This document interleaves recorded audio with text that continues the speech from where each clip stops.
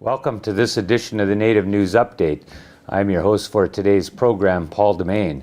Many of the stories viewed here can be found at our website at indiancountrynews.com.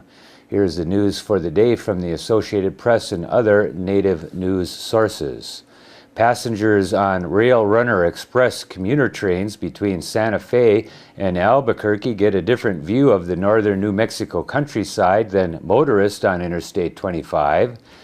Villages at Santo Domingo and San Felipe Pueblos, for example, aren't visible from the highway but are from the train. Planners say much of the rail corridor between Santa Fe and Albuquerque crosses Pueblo lands. Because of that exposure, Santo Domingo and San Felipe have asked that conductors instruct passengers not to take pictures while the state-run trains pass through their lands. Much as you would ask someone not to walk into your house with muddy shoes, said Lawrence Oreilles, director of the Mid-Region Council of Governments. Onboard announcements ask passengers to refrain from taking photos in an approximately 12-mile stretch of the ride. Opponents of the University of North Dakota's Fighting Sioux nickname and logo say a committee set up to study them actually is a logo retention committee, and a campus group has complained about lobbying by the Ralph Engelstad Arena representatives. One member of the committee says it should be disbanded. The committee chairman says people have the wrong impression. Grant Shaft said he asked Chancellor Bill Gates to appoint members with strong feelings on both sides of the issue.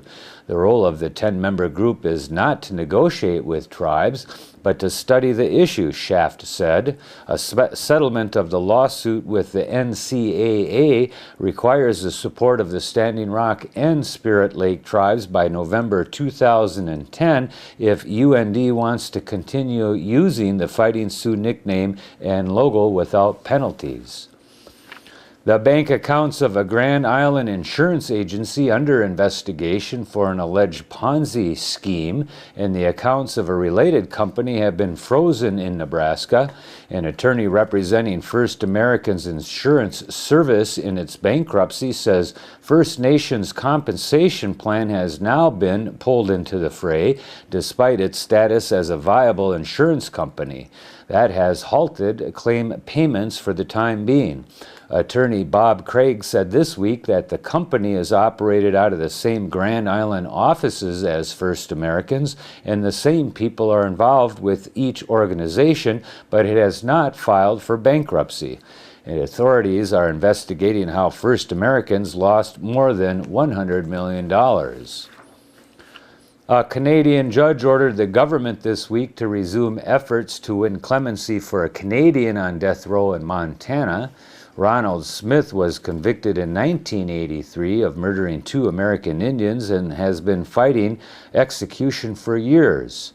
Canada's previous Liberal Party government sought clemency for Smith, but the Conservatives withdrew help after winning power in the 2006 elections, saying they no longer would automatically seek clemency for Canadians sentenced to death in democratic countries.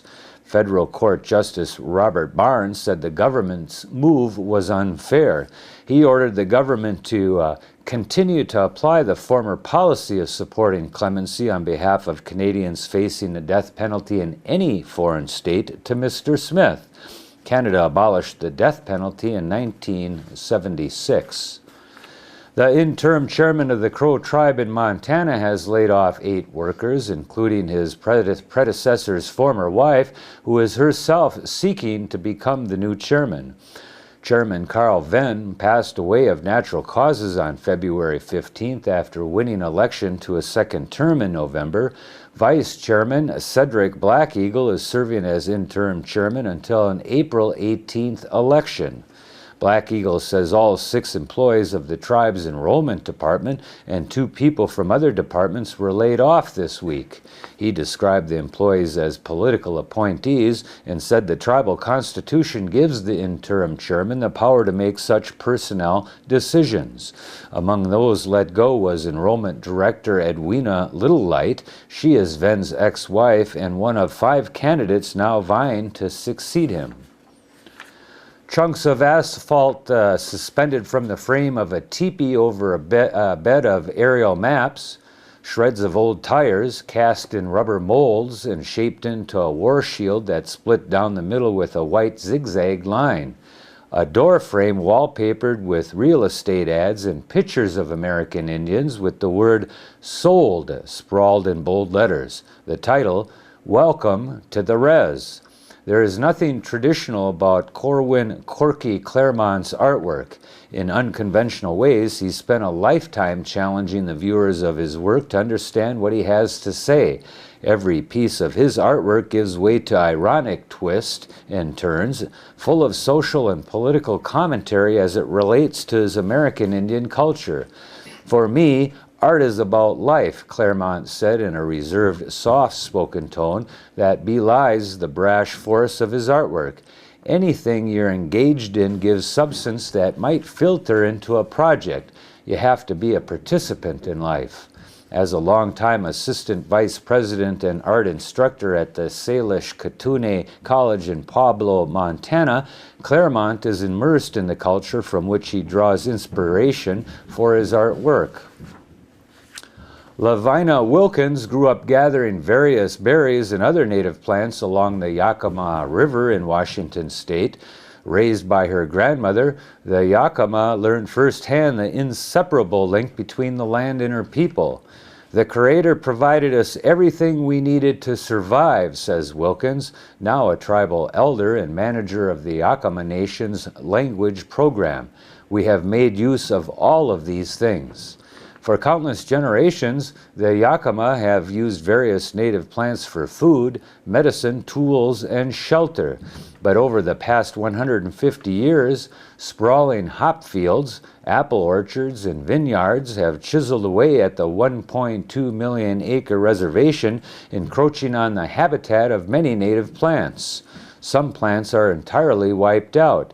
Others, such as dogbane, black currant, and large sage, continue to experience smaller yields each year. Now, Wilkins and a handful of other Yakimas in her native language department have embarked on an effort to save diminishing native plants that are so important to their culture. And that is the latest roundup of news from Indian Country on this edition of the Native News Update.